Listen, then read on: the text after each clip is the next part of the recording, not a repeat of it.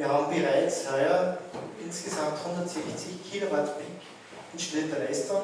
Das heißt, unsere Kunden in der Region, wir haben ein paar Anlagen auch in Wien und in Klosterneuburg gebaut, erzeugen pro Jahr 150 Megawattstunden. Das ist, sagen wir, für die Region selber schon nicht schlechte Ausbeute. Zusätzlich machen wir auch Kleinwasserkraftwerke, Automatisierungstechnik. Von dem Bereich komme ich eigentlich, dadurch ist es quasi wie ein kleines Steckenpferd.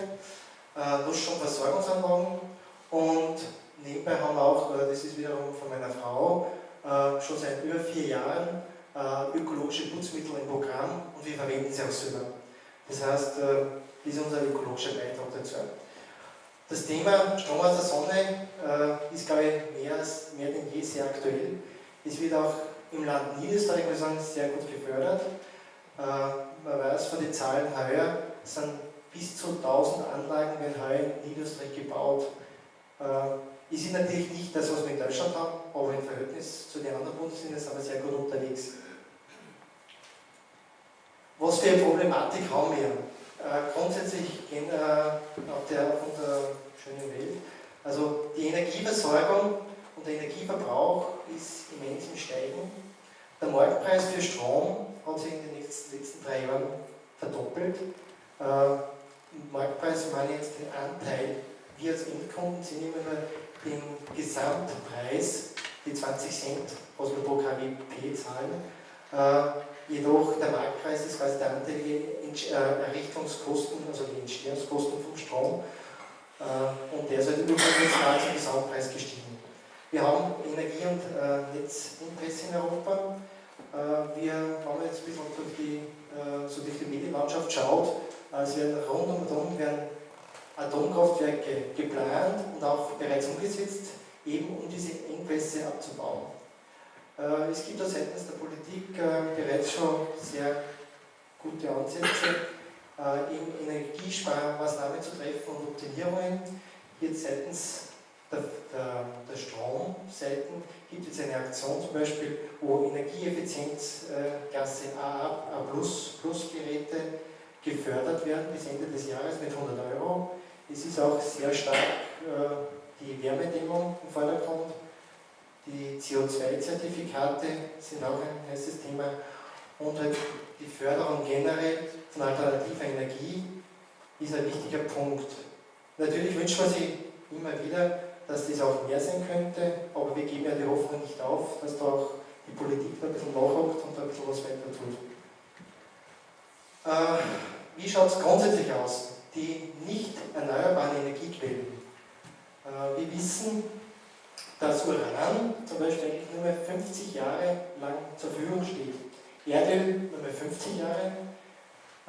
Ich war heuer erst in Dubai und die haben selber zugegeben, dass eigentlich Dubai selber nur für 10 Jahre Erdöl hat. Also das sind schon Zahlen, wo ich sage, mittelfristig muss man sich was überlegen. Erdgas 70 Jahre, Kohle 200 Jahre. Das heißt, unsere Zukunft besteht dahingehend, dass man erneuerbare Energie nutzt. Was ist das? Wind, Wasser, Sonne, Biomasse, Erdwärme und auch Gezeitenkraftwerke sind ein heißes Thema. Ja, wir befinden uns im Solarzeitalter und dieser große Würfel soll uns eigentlich darstellen,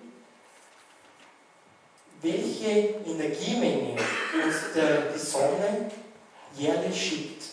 Und im Vergleich rechts unten, das kleine blaue Kastel, ist eigentlich die Energiemenge, was wir auf der Welt überhaupt verbrauchen. Das heißt, im Prinzip ist es so, dass die Sonnenenergie, wo sie uns in 3 Stunden auf die Erde schickt, rund um den Globus, wäre die Gesamtenergie, was wir auf der Welt brauchen. Und in Relation dazu sieht man dann noch in den Würfeln die Energiereserven, wobei die Energiereserven natürlich pro Jahr dementsprechend weniger werden. Daher ist eigentlich Photovoltaik jetzt ein sehr heißes Thema. Durch die Medien wird es auch sehr gut transpariert.